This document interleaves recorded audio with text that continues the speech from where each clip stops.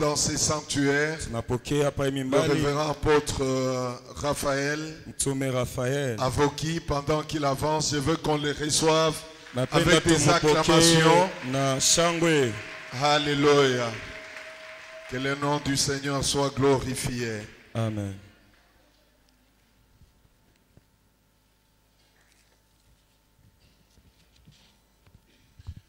Shalom Église. Shalom.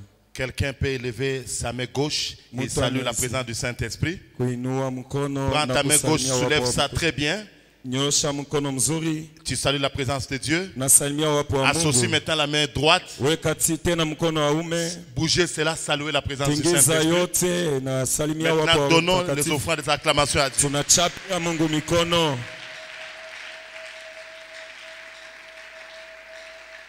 Amen. Amen.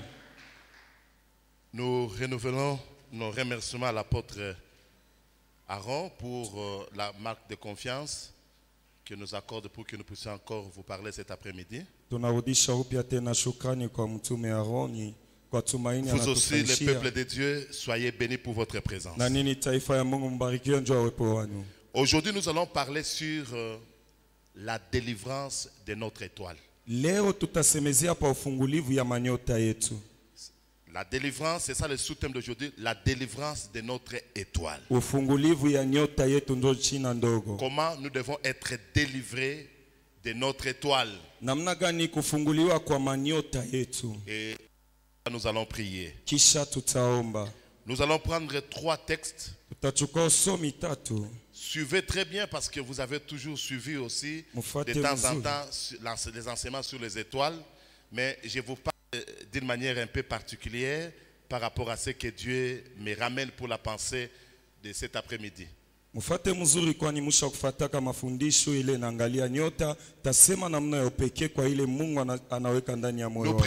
Genèse chapitre 15, versets 1 à 6.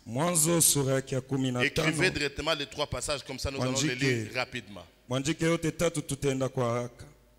Genèse chapitre 15, 1 à 6. Exode chapitre 15 jusqu'à 22.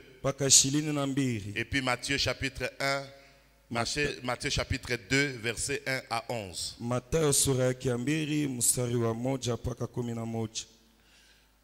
Avec votre permission, si nous pouvons lire les premiers passages. Les premiers passages dans Genèse chapitre 15, versets 1 à 6. Après ces événements, la parole de l'Éternel fut adressée à Abraham dans une vision et il dit, Abraham, Genèse chapitre 15, des premiers versets jusqu'au 6e. Abraham, ne crains point, je suis ton bouclier et ta récompense sera très grande. Abraham répondit, Seigneur éternel, que me donneras-tu? Je m'en vais sans enfant et l'héritier de ma maison, c'est Eliezer de Damas. Et Abraham dit, voici, tu m'as pas donné de postérité et celui qui est né dans ma maison sera ton héritier. Alors la parole de l'Éternel lui fut adressée ainsi. Ce n'est pas lui qui sera ton héritier, mais celui qui sortira de tes entrailles qui sera ton héritier. Et 5, après l'avoir conduit dehors, il dit, regarde vers le ciel, compte les étoiles, si tu peux les compter, tu peux les compter. Et il lui dit, telle sera ta postérité. Abraham eut confiance à l'Éternel et qui lui imputa à justice. Nous gardons la position là debout, nous lisons seulement un seul passage dans Exode chapitre 1, verset 15 à 16.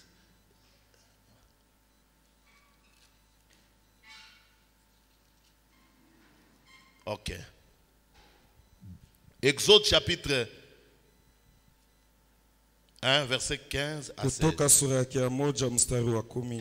Le roi d'Égypte parla aux sages femmes des Hébreux, nommées l'une Shifra et l'autre Pua. 16. Il leur dit, quand vous accoucherez les femmes des Hébreux et que vous les verrez sur les sièges, si c'est un garçon, faites-le mourir. Si c'est une fille, Laissez-la vivre. Dernier passage, pendant que nous restons debout.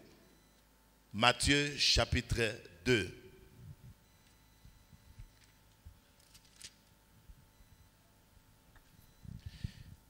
Jésus étant né à Bethléem, à partir de 1, en Judée, au temps du roi Hérode, voici des mages d'Orient arrivèrent à Jérusalem et dirent: où est le roi des Juifs qui vient de naître? Car nous avons vu son étoile en Orient et nous sommes venus l'adorer. Amen. Et nous continuons jusqu'à... Je prends 7. Alors Hérode fit appeler en secret les mages, sans qui soigneusement auprès d'eux depuis combien de temps l'étoile brillait. Que Dieu bénisse sa parole. Acclamons pour la parole. Acclame très très très très bien.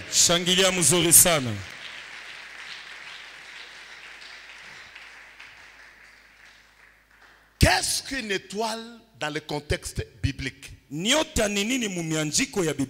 D'abord, nous voyons à la création.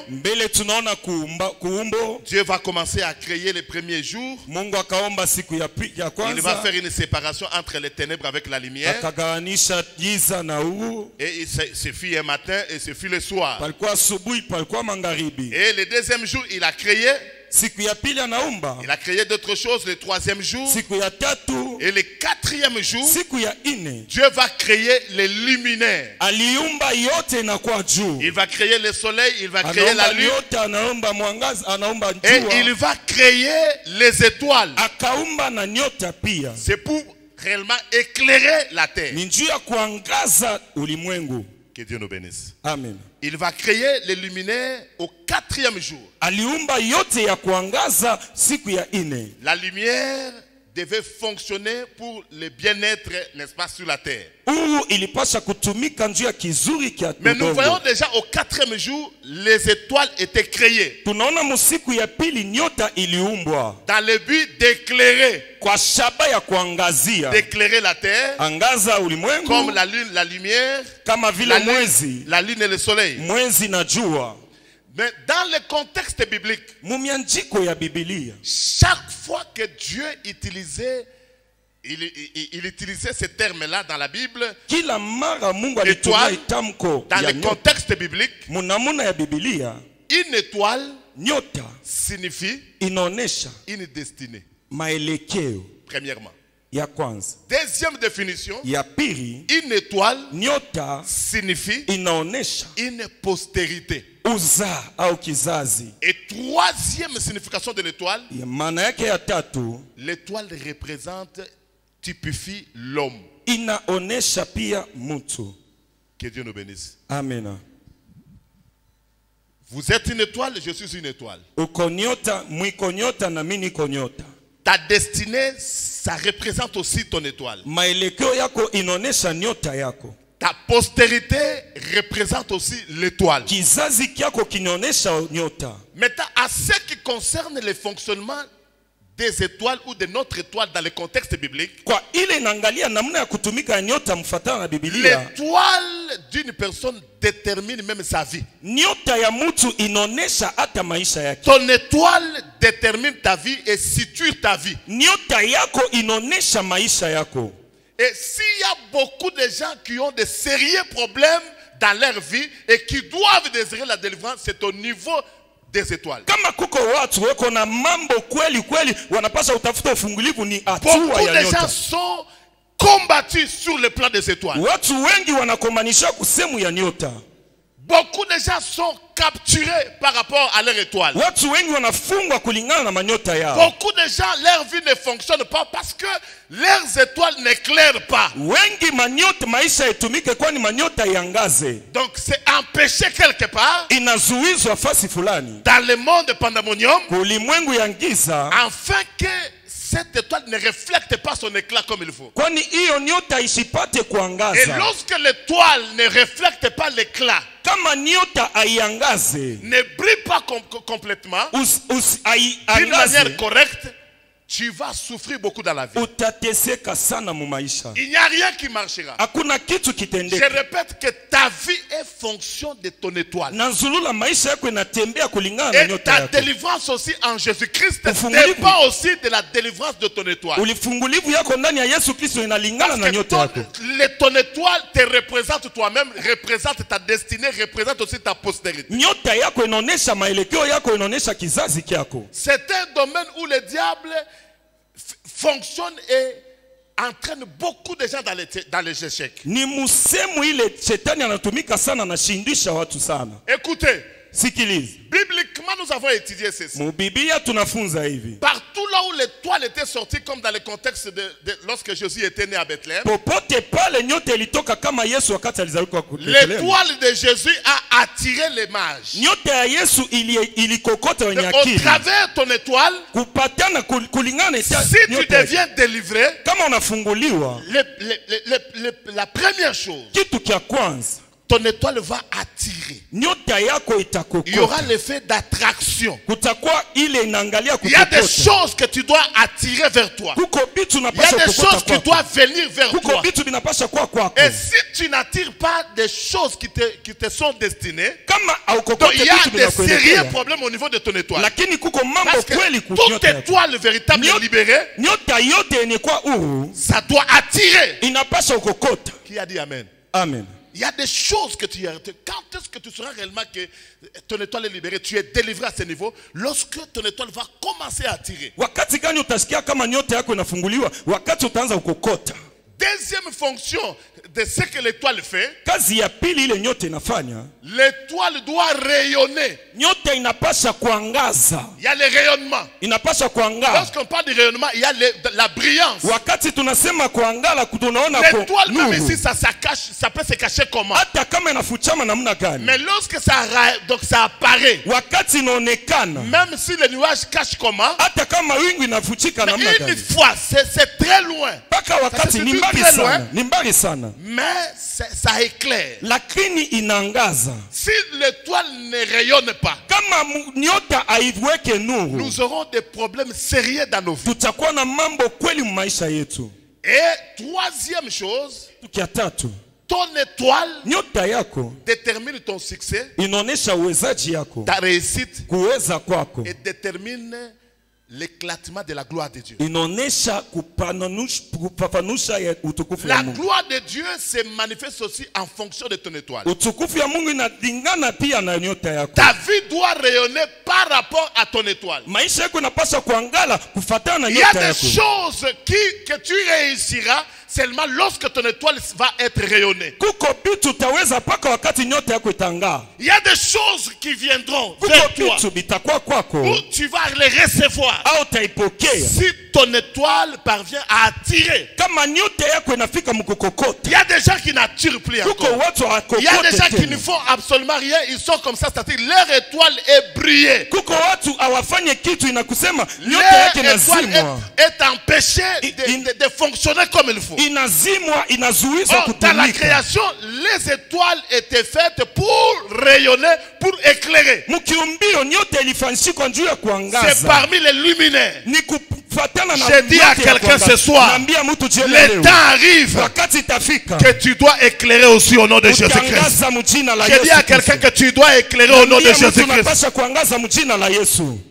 Est-ce qu'il y a quelqu'un qui est étoile ici? Est-ce qu'il y a les étoiles? Il y a les étoiles. Twende calmement. On y va calmement. Moïse avait un problème, Abraham avait un problème très sérieux. C'est le problème de la fécondité. C'est un problème qui a surgi dans leur famille. À tel point que dans le chapitre 15 de Genèse, d'abord, dans le chapitre 12, Dieu les promet de quitter, Dieu les promet de les rendre grands. Dieu les promet d'être grands. Dieu les promet de rendre son nom grand. En bref, Dieu les promet la gloire, la grandeur, des bonnes choses. mambo mzuri. Mais de quitter de chapitre 12 jusqu'à 15. Kutoka sura yake ya 12 mpaka 15. Abraham ne voit pas ces choses. Abraham asione bile bitu. Or il ne savait pas qu'il y avait un problème sérieux des étoiles. Akujua kama kulikuwa mambo ya sawa ya nyota. Et il a commencé à converser d'une manière surnaturelle avec Dieu. Akaanza kuongea na Mungu mnamna ya sio angélique parce que Dieu s'est révélé aux anges. Mnamna Mungu alionekana kama malaika. À tel point qu'Abraham s'est découragé. Abraham alikata na tamaa. Un jour il a dit à Dieu. Siku moja anaambia Mungu. Ça ne sert absolument à rien. Ainifanyishe kitu tena. J'ai la foi. Niko na imani. Mais pour le moment. Hapa sasa. Vous m'avez promis. Unanilaka. Je ne vois rien. Sione kitu. À cette époque, il avait son serviteur Eliezer. Ile wakati alikuwa na mtumishi wake Eliezer. Il a dit bon, que Eliezer soit même mon héritier. Anasema awe hata murithi wangu. Je vais continuer à te servir. Tendelea kutumikia. Je vais commencer à faire ta volonté. Taanza kufanya mapenzi yako. Et directement Dieu lui dit. Mara moja Mungu anamwambia. Ce n'est pas Eliezer. Haiko Eliezer. Qui sera ton héritier? Jota kwa murithi yako. Qui sera ton héritier? Jota kwa murithi yako. Bien aimé, il y a des choses. Wapendo kuna bitu. Si Dieu te le promet. Kama Mungu anakuadia. Il accomplira toujours au nom de Jésus. Atatimiza mjina la Yesu Kristo. Que Dieu nous bénisse. Mungu atubariki. Dieu lui dit. Mungu anamwambia. Abraham. Quitte la dimension de la maison. Toka hatua ya nyumba. Sors. Toka. Regarde vers le ciel. Angalia mbinguni. Apprenons toujours à compter vers le ciel.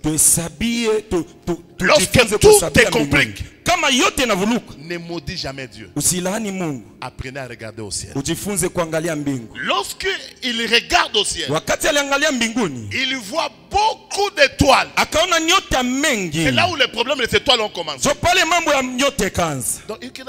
Donc tout ce que je suis en train de vivre ici. Yote niko naishi hapa.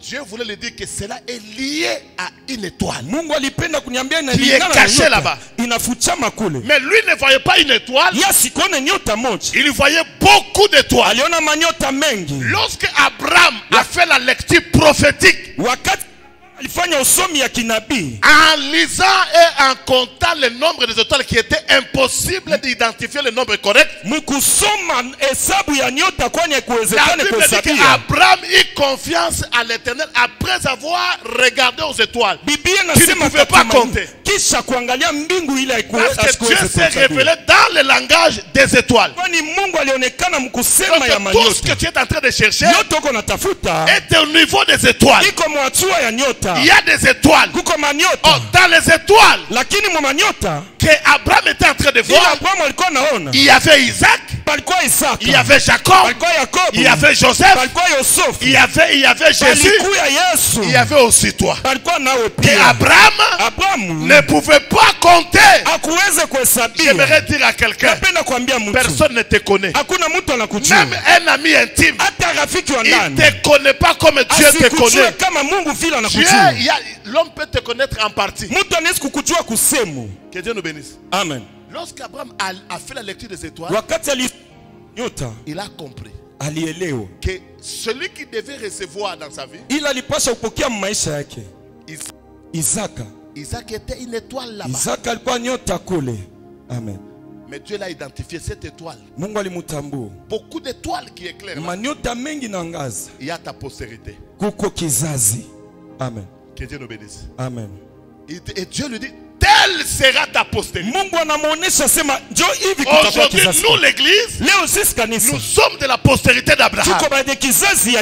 Toutes les promesses faites par Abraham, par Christ, nous les recevons. Nous sommes aussi les fils et les filles d'Abraham. Que Dieu nous bénisse. Amen. C'est pour cela. Nous descendons pour donner maintenant l'explication et terminer avec l'enseignement et aller à la prière.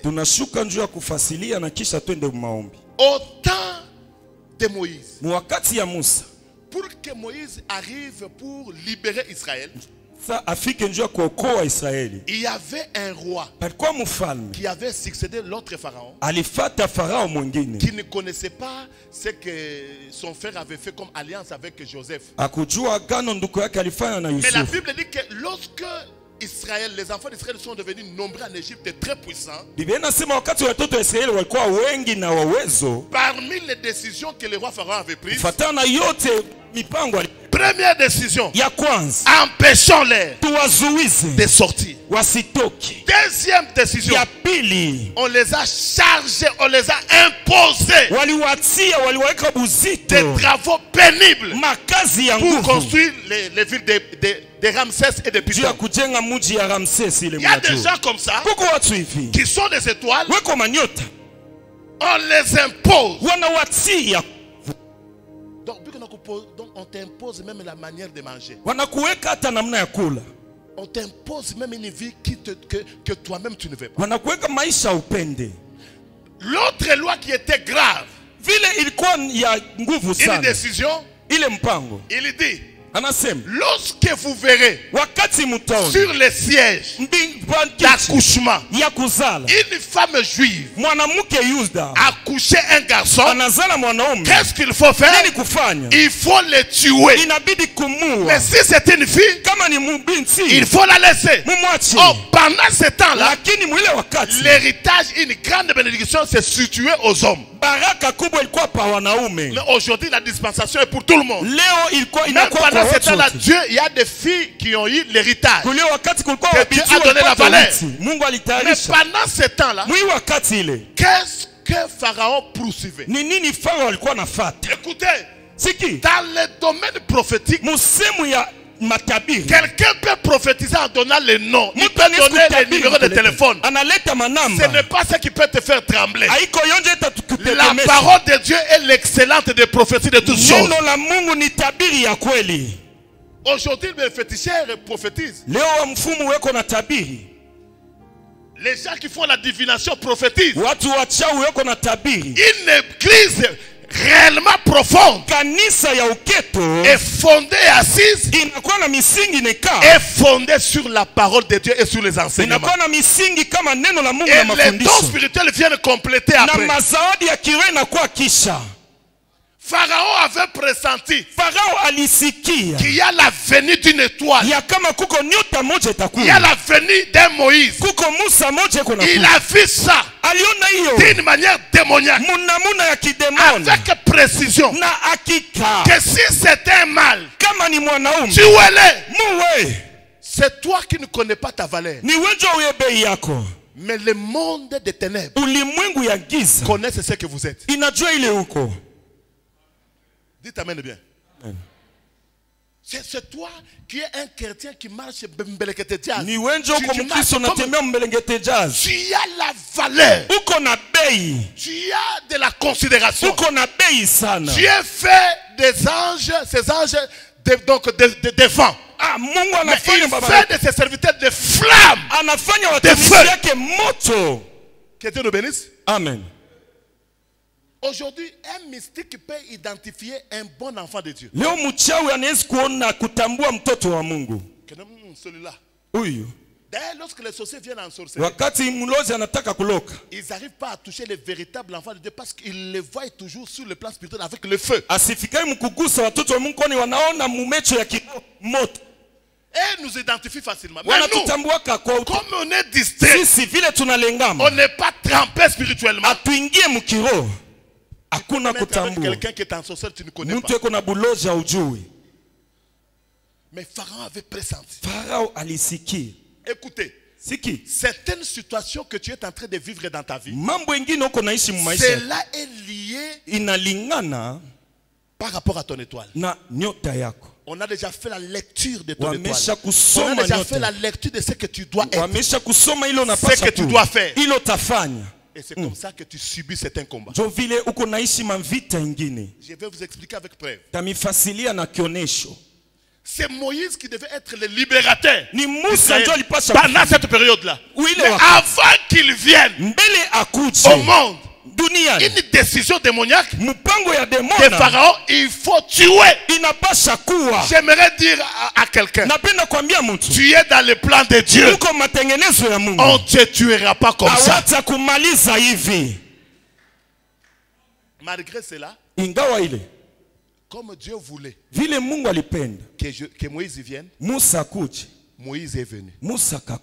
Et on l'a pris On est parti les cacher dans le fleuve Nil. Anaenda kumfuchika ndani ya bahari Dans Nili. un roseau. Ndani ya fasi moja. Moïse a beaucoup souffert. Musa aliteseka Il sana. avait beaucoup souffert. Aliteswa sana. Parce que Kwani? les roseaux là, ça pouvait faire infiltrer de l'eau. Ile fasi ile walimfuchika ilipasha Comme c'était une étoile vile alikuwa nyota. qui devait éclairer Israël pour sortir, Ilipasha kuongoza kuangaza il Israeli. ne devait pas mourir comme ça. C'est ainsi C'est le mot Moïse kwa maana Musa signifie tirer des eaux. inasema wanakokota Dieu mumaji. l'avait tiré au moment qu'il allait mourir. Tosha mumaji. J'aimerais dire à quelqu'un, Napenda kuambia mtu. tu as le droit à couper Kabikel, donc Uko na droit tu as kupika droit d'acclamer pour le Seigneur uko na ruhusa ya kupikia Mungu la mkono. vie que tu as, Maisha uko nayo. le souffle de vie que tu as. Pumuzi uko nayo. C'est une grande délivrance que Dieu te Ni donne. ufungulivu kubwa Mungu Yo anakupa. kamen na yo. Papa, le souffle, la Bible pour ceux qui vivent, Kwa yote il wanaishi y a encore de l'espérance, papa. walitaraja. Papa, Baba, Moïse tirait des eaux. Musa walikokota walitosha mumaji. Là, c'est ainsi, dis-moi. Hivi ni minjo Lorsqu'il était minasema. dans le fleuve, Wakati alikuwa ndani ya bahari. les vagues, Mavaga. tout ce qui arrivait, les Yote tempêtes, iliweza kulamuka l'eau qui maturuba. infiltrait là-bas dans les petits roseaux. Là. Ilianza kuingia ndani ya ile majani. Mais l'enfant ne mourrait pas. Mtoto akwanze kufa. Il y a la crise. Kulikuwa Il y a ukosefu. des problèmes. Kuko mambo. Mais Dieu te conserve toujours. Mungu anakulinda Parce tu. qu'il sait, Kwani anajua d'ici là, hapa sasa tu recevras la délivrance de votre étoile au nom de ufungulivu Jésus-Christ. ya jamaa mjina la Yesu Kristo. Là, je me rappelle. Hapa nakumbuka. Là, l'enfant, La fire. Amélie Maï, Il boit de l'eau. il boit de l'eau. Boit Il de- a pas- anakunywa maji. Mais il est toujours là. Eko paka. Parce qu'il était une étoile Kwani alikuwa nyota. qui devait briller pour la délivrance. Ilipasha kuangala njoo ufungulivu. C'est pour cela, Juu kwa maana le plus grand miracle miujiza kubwa de Moïse, ya Musa ce n'était pas d'abord les 10 plaies. haikukuwa Les mbele 10 plaies, vilonda c'était la kumi. démonstration de la force Vilonda de frappe. kumi ilikuwa kionyesho Jusqu'à ya la nguvu. frappe de premier-né, Kupita paka c'était pour kufika qu'Israël bazaliwa ya kwanza. puisse se libérer seulement. Juu ya kufungula Mais le tu. premier miracle, Mujiza ya kwanza le plus grand miracle de ya Moïse, mkubwa, mujiza ya le kubwa. premier, Mujiza ya kwanza c'est sur les eaux. ni pa maji. Lorsqu'il a pris le bâton, Wakati Dieu lui a dit, alibeba bako. frappe cela. Anapika L'eau s'est divisée. maji Là, kagawana. je me rappelle. Nakumbuka Moïse se rappelle, j'ai été tiré des eaux. Musa anasema J'ai nilitoka été kwa maji. tiré des vagues. J'ai Nilikokota été ndani tiré ya des mabonde. marées. Nilikokota Je ndani ya n'étais mabonde. pas bouffé. Sikukuliwa. Cette eau-là m'a fait Ile souffrir maji lorsque linitesa. j'étais bébé. Wakati nilikuwa mtoto. Maintenant que je suis avec Dieu, Hapa niko na Mungu. Dieu me donne l'occasion Mungu ananipa bahati. que l'eau se divise. Maji gawaniki. C'est pour cela, Juu kwa maana lorsque tu es une étoile, wakati uko nyota tu remarqueras utaona dans un domaine musemu où fulani tu es appelé à exceller, ile unaitiwa kwenda tu mbele, es appelé à réussir. unaitia kuweza. C'est un domaine où il y a des difficultés. Ni sehemu ile kuna matatizo sana. C'est un domaine où tu subis des pressions. Ni sehemu ile unateswa sana. C'est un domaine, si tu n'es pas outillé spirituellement, tu peux abandonner. Ni sehemu ile kama hauko mtu wa kazi wa kiroho utaacha. Vous allez voir que Moïse il a souffert par les eaux, Ona Musa tiré des eaux, aliteseka, alitosha maji, mais il a dominé sur les eaux. alitawala pa maji. J'ai dit à quelqu'un, Naambia mtu, c'est pour cela que vous allez voir. ndio kwa maana mtono, Si tu vois quelque chose te résister beaucoup dans la vie, sachez seulement que l'ennemi ne veut pas que dans cette chose-là que ton étoile brille. kama unaona kitu kinakaza sana, jua sema adui asipende muile kitu. Lorsque Abraham pour mettre au monde, Jua Abrahamu azale. je l'identifie et il lui fait montrer les étoiles. Mungu anamtambua na amonesha. C'est un problème. Il a dit que non. Il ne faut pas Mambo. dire Eliezer, oh c'est non. Sema acha hivi. C'est un problème des étoiles. Ni mambo ya manyota. Et tu dois me faire confiance, je vais réaliser cela. Unapasha unitumainia Il y a taitiliza. ton Isaac là-bas qui est dans Uko les étoiles. Isaka yako pa manyota. Regarde, Angali, vous trouverez presque la plupart des hommes de Dieu. takuta watumishi wa Mungu wengi. La plupart. Wengi. La plupart. Parce que la vie chrétienne, c'est la vie de la croix. Maisha ya Kristo ni ya Ukristo ni maisha Il ya y a msalaba. des choses que nous allons passer, ça sera un passage obligé. Kuko bitu tutapitikana itakuwa mwenendo ya Tu vas seulement kuitiwa. voir l'histoire que non. J'ai marché avec un seul pantalon. Taona J'avais nilikuwa ceci. tu na pantalon Mais moja. après un temps, Kisha wakati Dieu a changé sa vie. Mungu anabadilisha maisha C'est yake. le problème de l'étoile. Ni mambo ya nyota. J'ai été avec les gens qui ont souffert dans la vie, Nilikuwa na watu waliteseka maisha. souffert sérieusement. Wanateswa kweli. Mais aujourd'hui, Leo Dieu a changé leur vie. Mungu anabadilisha maisha Ils yao. commencent à parler maintenant aujourd'hui et dans le futur. Wanaanza kusema leo na maelekeo masiku Moi, ijayo. écoutez, toutes les femmes qui ont eu des problèmes de mettre au monde dans la Bible, ils n'ont pas eu n'importe quel enfant. Ils n'ont pas eu n'importe quel enfant. Si tu trouves pour avoir un travail, pour avoir la maternité, pour avoir un mariage, cela se complique. Sachez seulement il y a une gloire cachée là. Il y a une étoile qui doit éclairer là. Esther, il s'appelle Adassa. Adassa qui signifie étoile. Mais son étoile n'a pas éclairé à Jérusalem. Mais son étoile, ça éclairait dans le temps du soir, dans le temps des problèmes de la captivité. Les étoiles aussi apparaissent aussi au temps du soir. J'aimerais prophétiser à quelqu'un ce soir. Tu traverses des moments difficiles, mais je te prophétise dans le nom de Jésus, ton étoile sera délivrée au nom de Jésus-Christ. Tu vas briller, tu vas éclairer, tu vas attirer. Le problème, c'est le problème de l'étoile. Prie beaucoup sur ton étoile. L'étoile de tes enfants de témoigner. Sinon, il n'y a rien qui peut attirer. Le succès, la victoire, la gloire dépendent de l'étoile.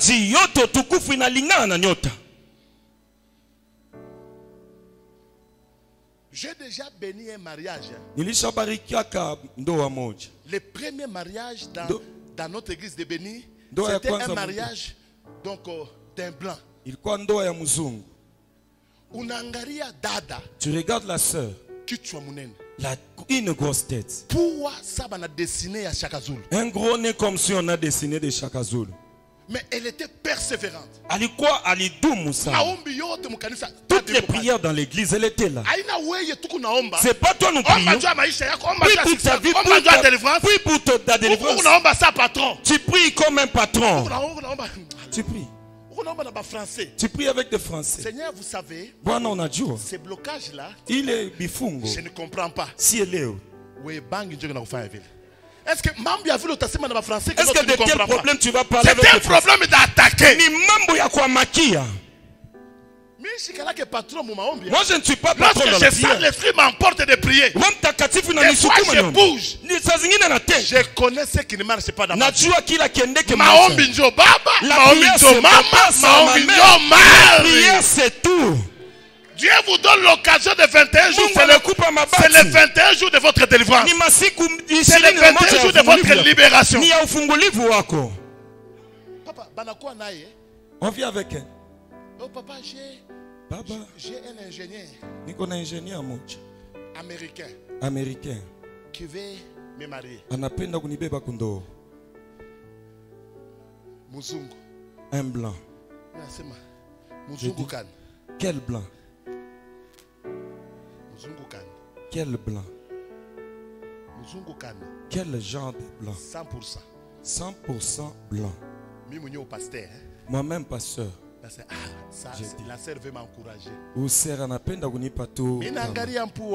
Je regarde les nez. Je regarde la tête. Mais je n'avais pas vu son étoile. C'est le Dieu qui connaissait son étoile. Amen. Son étoile a attiré ces blancs. Après un temps, le blanc est venu doter. Et la sœur dit que non, ma famille est là. Papa, c'est vous qui allez faire les tibanji. Tout le monde. C'est toi qui va représenter. J'ai parlé. Les blancs tout déposé. Ils venaient de Tenke Fungurume. Comme les gens critiquaient la sœur, les critiques déjà ne changeront pas les plans de Dieu sur ta vie.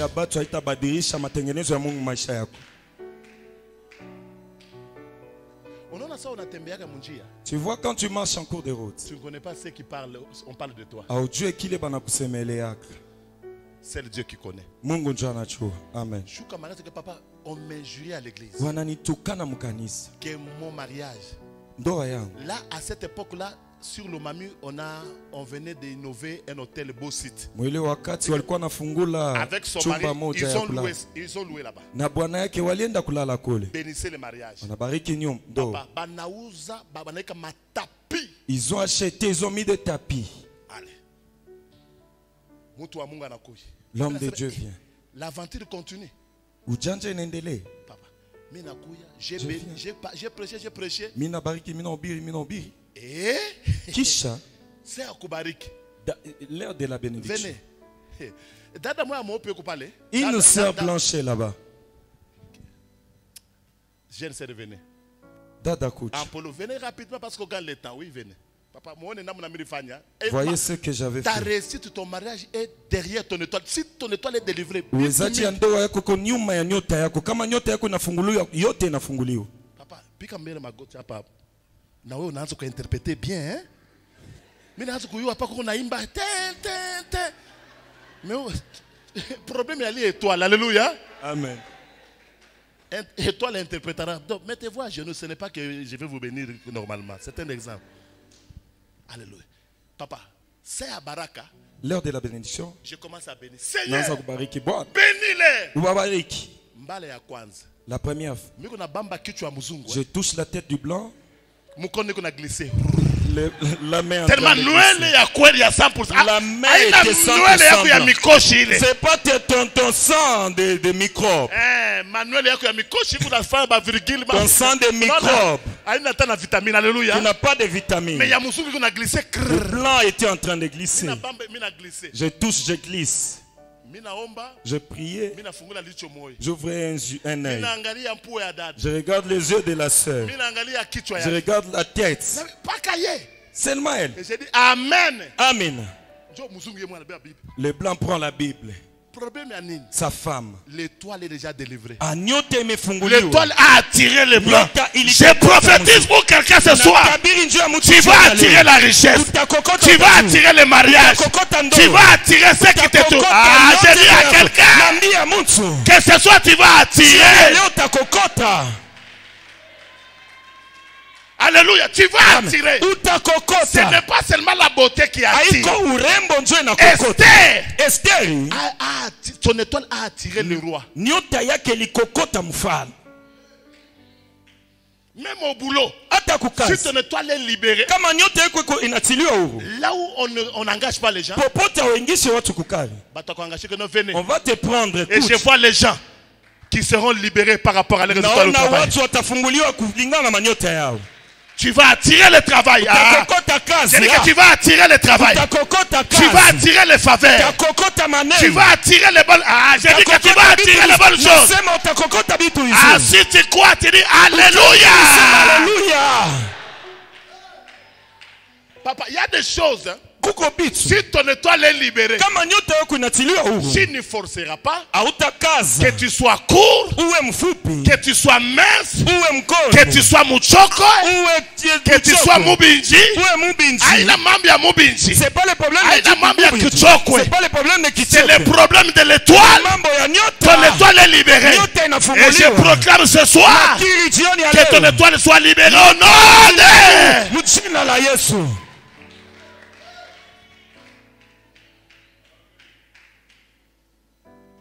Le problème c'est l'étoile. Mambo ni ya nyota. C'est l'étoile. Nyota.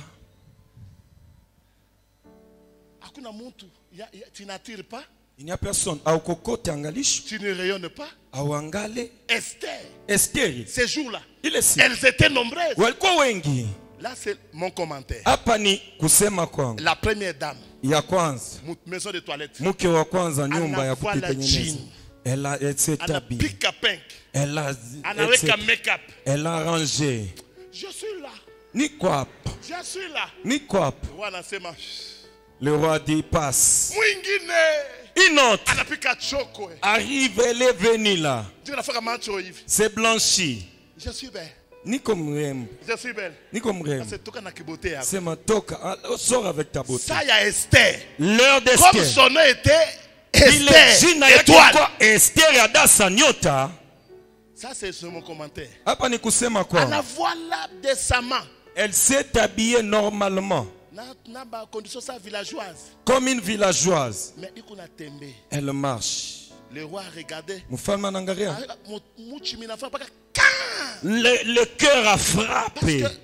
Esther, son nom c'est étoile. Esther, c'est l'étoile qui attire. Amen. C'est pour cela. Je vais donner quelques signes qui montrent réellement que ton étoile, tu as les premières deux étoiles là. Je vais montrer quelques signes.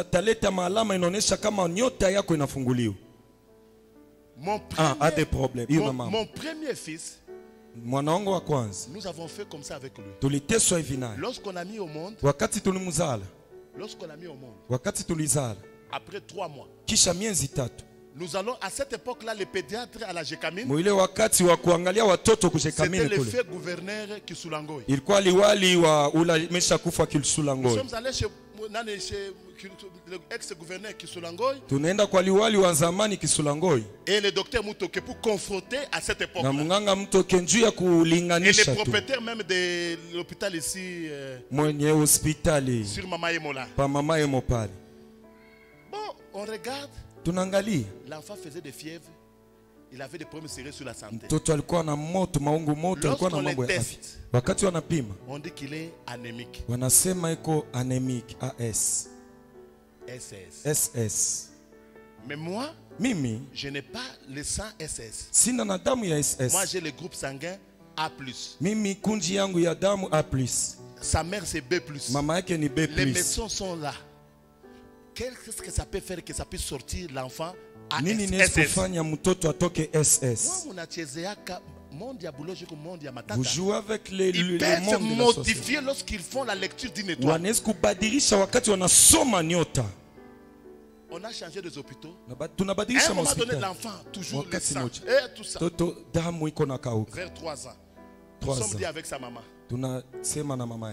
Il s'appelle Isaac. C'est le seul garçon que j'ai. Moi, j'ai un seul garçon et 3 filles.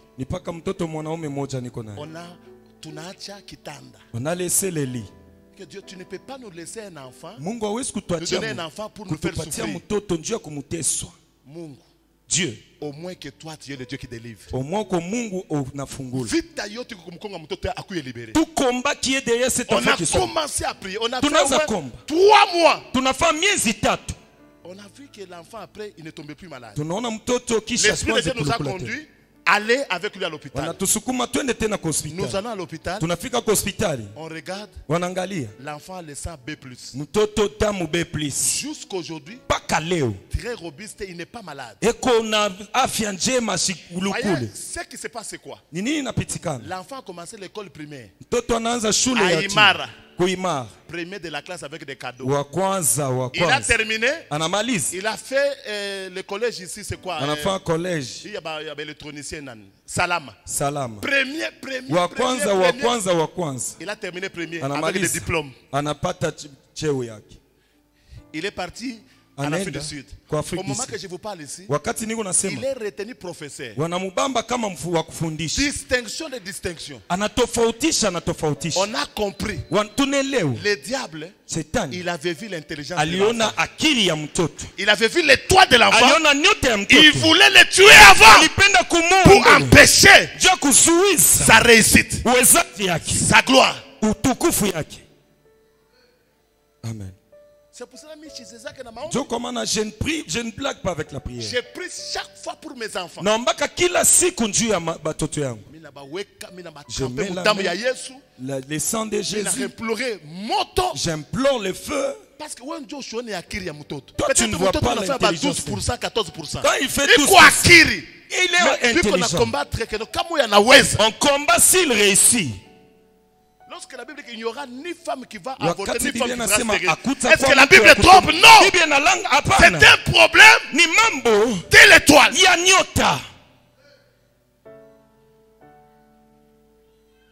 Je rendrai ton nom grand, je te bénirai. Je promets par Abraham la grandeur. Pourquoi on ne voit pas la grandeur? Il y a le problème de l'étoile.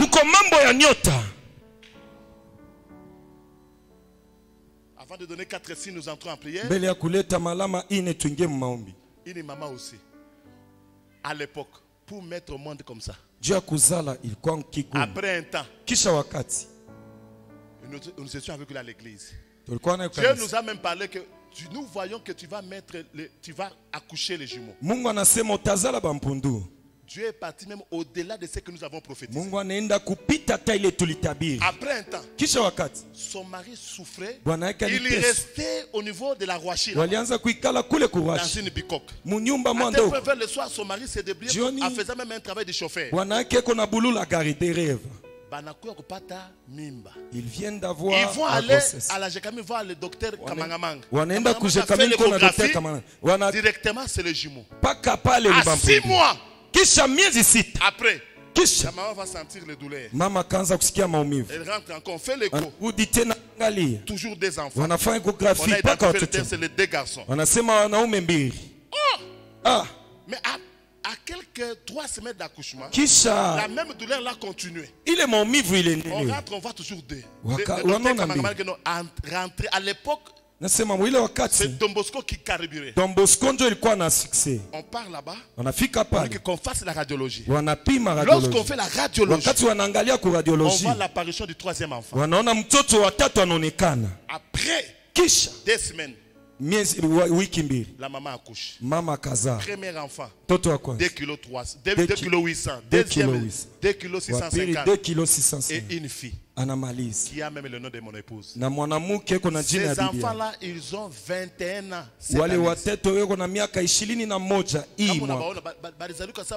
Ils sont nés comme des petits poussins. Regarde aujourd'hui, ils sont gros. Le papa, pendant que je vous parle ici, c'est parmi les grands responsables des entreprises d'État au Congo maintenant. Et puis, la souffrance après avoir causé la batoto ba 3, Kisha kuzala 3 enfants. Après 5 mois, Kisha miezi 5. Et là, elle prend une autre grossesse. Anazal. Elle met au monde. Après encore 7 mois, Kisha miezi 5. Anazal. Elle met encore au monde. Regarde les enfants. Dieu va te donner les gifles de la bénédiction.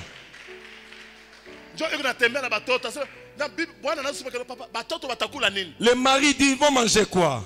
Ta vie ne se terminera pas. Tu brilleras. Utanga. Même si ton étoile est cachée. Ngandajika. Il y a une force de Dieu qui va reculer les nuages pour que ton étoile puisse briller au nom de Jésus-Christ. Depuis lors, dans le domaine de délivrance, lorsque je vois même des gens qui tombent dans le péché régulièrement, des serviteurs, je vois que cet homme-là, le diable a peur de son étoile. C'est pour cela. Hérode a demandé depuis combien de temps cette étoile de Jésus brillait. Lorsque tu es une étoile, il y a 2 comportements qu'il faut afficher. Ou 3. Premier comportement, il faut être prudent. 2. Il faut être discret. 3. Il faut le discernement. Il y a des Hérodes qui chercheront à s'approcher de toi. Ce n'est pas pour t'apporter quelque chose, mais c'est pour te tuer. Mais divinement averti, on l'a fait fuir. Dis à celui qui est à tes côtés, c'est vous qui êtes Hérode. C'est vous qui êtes Hérode. Les Hérodes sont contre les gens. Tout appuyé contre les esprits des Hérodes.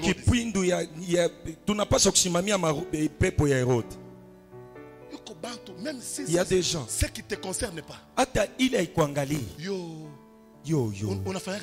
Tu fais quoi? Ce n'est pas que non, on a infiltré. On est en train de discernement. Il y a des moments qu'il ne faut pas parler. Il y a des moments il faut être discret. Je crois que c'est ici que j'avais donné ce témoignage-là. La première fois, je reçois une invitation aux États-Unis. Papa, Dieu m'a dit seulement qu'il est arrivé. Reste calme. Votre frère, Lubang. J'arrive à la maison. 99% de la famille, 99% de la famille, je pars aux States. Tu fais quoi? Unapenda nini? Toi c'est le soulier. Wewe ni mkoto. Tu fais quoi? Wewe ni nini? Bon, je vais aller demain à l'ambassade. Je vais avoir mon visa. Et lorsque je rentre, papa, extrait bancaire les gens qui m'invitaient très crédibles. Je me présente devant le guichet. Oui, tout est bien. Le blanc me regarde. Il me dit que non. Vous là, c'est comme si tu peux fuir. Oh, tout a kimbi à tout. Toi, tu vas fuir.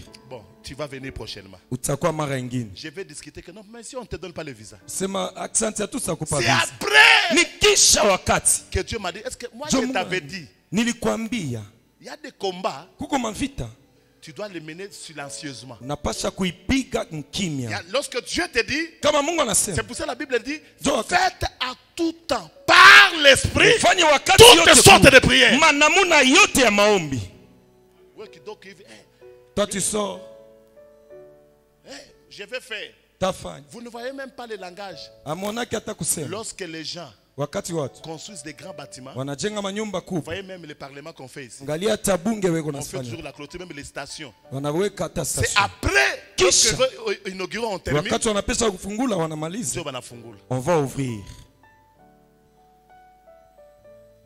Oui, toi, c'est les passoires. Partout tu parles tes problèmes. Ce n'est pas tout le monde qui est les mages qui peuvent venir t'apporter quelque chose.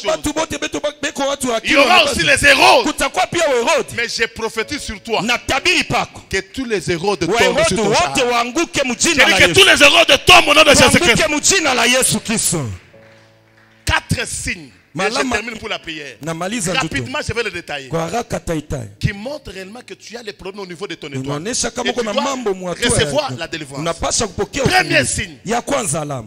L'étouffement des talents et des grâces. C'est au travers des talents et des grâces que ton étoile peut briller.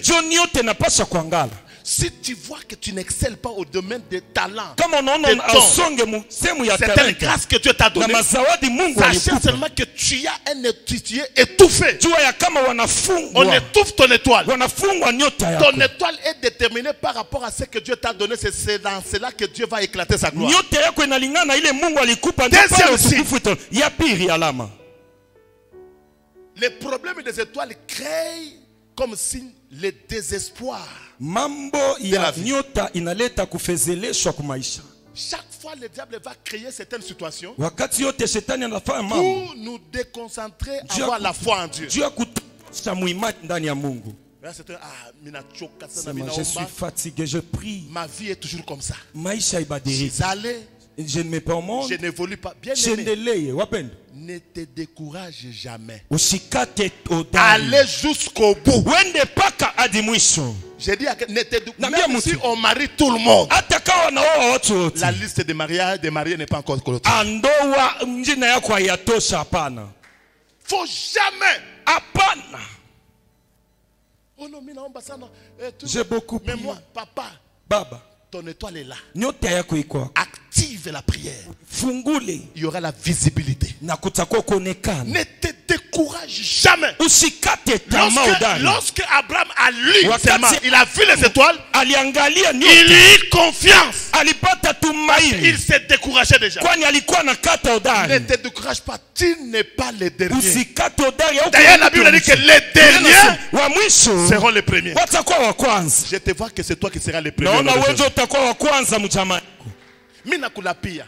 Ne te décourage jamais. Même si tu manques l'argent, même si tu manques les relations, même si ce que tu fais ça ne marche pas, ne te décourage jamais. Ne te suicide pas. Ne meurs pas avec des soucis. Il y a un Dieu qui est au ciel. Il va éclairer un jour ton étoile au nom de Jésus-Christ. Troisième signe. Lorsque tu commences déjà à te décourager, il y a des problèmes là-bas. Et tu as besoin de libérer ces désespoirs. Troisième chose, bloquer le blocage des opportunités. Lorsque tu vois toujours il y a des barrières, il y a des opportunités, les opportunités qui ratent. Tellement à son tour, Les autres donc obtiennent cela facilement. À ton tour. Des problèmes, des opportunités dans ta vie. Sachez seulement que ton étoile est tellement grande et on veut seulement que te bloquer. Mais je prophétise pour vous que tes opportunités s'ouvrent au nom de Jésus. Je dis à quelqu'un que tes opportunités s'ouvrent au nom de Jésus. Quatrième signe. Mettre les barrières dans l'avenir. Lorsque le monde pandamonium, le monde des ténèbres, localise que quelqu'un c'est une étoile, localise que quelqu'un est une étoile, il y a des barrières qu'on place dans l'avenir. C'est pour cela. Un bon chrétien doit avoir la maîtrise du combat sur la ligne du temps. Le combat du passé, du présent et de l'avenir. Chaque fois apprenez. La Bible dit dans Proverbe 27, ne te vante pas du lendemain car tu ne sais pas ce que jour. Le diable n'a pas peur de ton passé. Même du présent. Il a peur de ton avenir. Et il a toute une organisation. Aussi que il y aura de telles opportunités qui seront libérées. Mais je place telle cible, telle chose. Lorsqu'il arrivera, je vais arriver à mettre ces barrières. Pour les limiter, pour les barrer. C'est pour cela que vous allez voir, il y a certaines personnes qui ne savent pas accéder encore plus dans les grands choses. Mais aujourd'hui, les barrières la tombent. J'ai dit à quelqu'un les barrières la tombent au nom de Jésus. Est-ce qu'il y a quelqu'un qui croit que les barrières sont en train de tomber au nom de Jésus?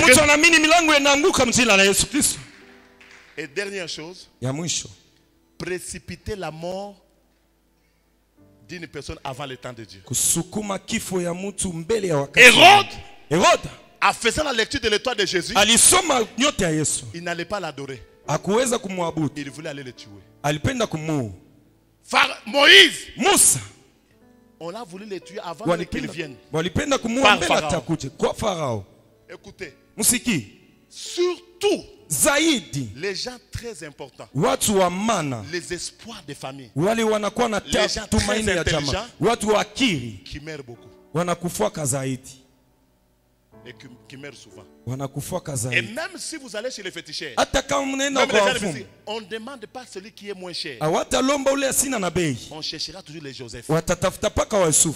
J'ai fait la délivrance dans beaucoup de cas, même dans des maisons. Vous trouvez donc quelqu'un.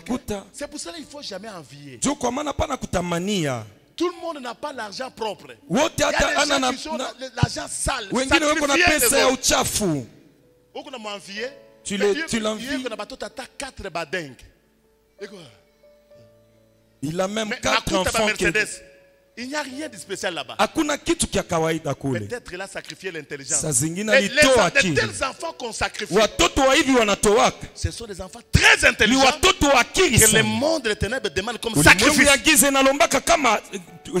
Si on veut tuer quelqu'un dans la société, on ne demande pas un paï-paï. On demande quelqu'un de valeur.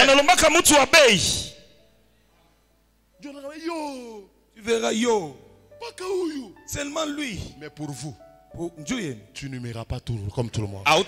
J'ai dit que tu ne mourras pas comme. J'ai dit à quelqu'un tu ne mourras pas tout le monde.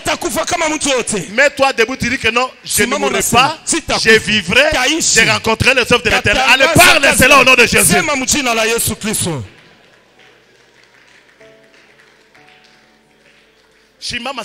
Papa. Si maman, baba.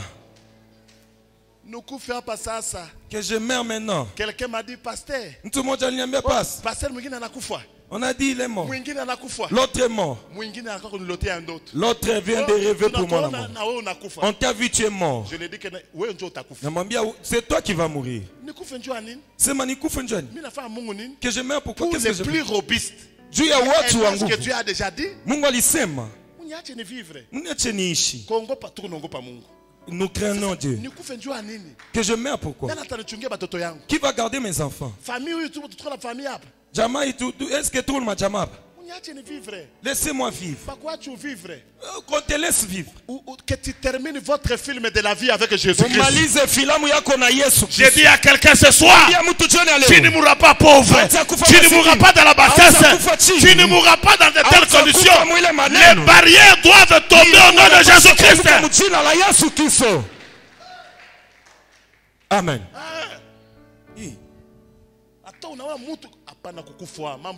Ne meurs pas, il y a beaucoup de problèmes. D'ici là, Congo sera bien. Ça, le Congo sera bien. Les gens qui ne voient pas le Congo libéré, voilà, on est Congo l'onction prophétique est en train de nous situer. Ce Congo est merveilleux. Le Congo, c'est un pays étoile. Les gens quitteront de partout. Congo va attirer. Et le bonheur de ce pays, tu seras aussi bénéficiaire de cela. Écoutez, il y a certains fonctionnaires de l'État qui sont ici. Ils ont quitté de 100 000 jusqu'à 700 000, 800 000. Ça, c'est le premier palier. Seulement ici au Congo. Dis celui qui est à tes côtés, ne meurs pas vite. Papa Aaron, Congo sera merveilleux. Tellement Congo est bien. Congo ville est même l'église sera bénie. Même les voisins ici. Ils vont nous laisser la place. Apôtre. Nous avons mis les bâtiments à $800,000. Parmi vous, l'étoile va briller. Il y aura des millionnaires ici au nom de Jésus-Christ. Pour rendre cette cité valable, ne te minimise pas. Ne meurs pas avec les soucis. Tu es un Dieu qui interviendra toujours à la dernière minute. Que cet enseignement te délivre là où tu es. Que ton étoile soit libérée au nom de Jésus-Christ. Alléluia. Amen. C'est pour ça dans la vie que quelqu'un ne t'intimide pas. Quelqu'un te regarde. Regarde-le aussi. Tu n'es pas venu accompagner quelqu'un. Laissez les gens qui veulent mourir de mourir. C'est leur temps. Mais Dieu te gardera. Tu toucheras la canne. Tu